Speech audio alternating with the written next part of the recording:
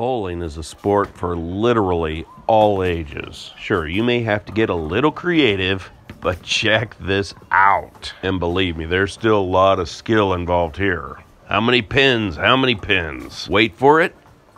Crack! All right, so it wasn't a strike, but the thrill is still there. We'll need to make a few adjustments. You gotta determine how hard you're gonna push that ball. All right, all set up. Let's give it another try. You can feel that anticipation. We're lined up a little different, a little more momentum, calculating in the weight of the ball. Let's go. Wait for it. Crack. I'd say we're making some progress here. All right, we're up again.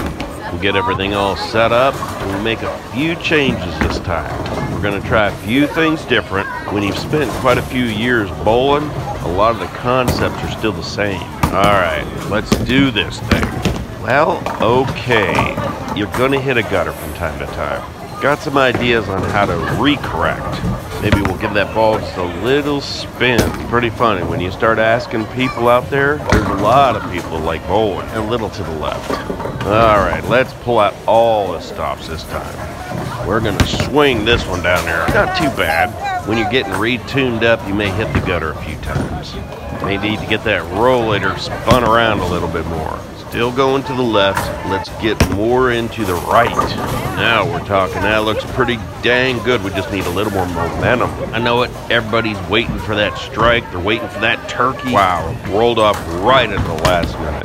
All that means is another try. As you can see, bowling's great for all ages. Now, when you do get that strike, it's pretty exciting, but it ain't all about the high score. Next time you're thinking, hey, what's an activity the whole family can do? Maybe bowling.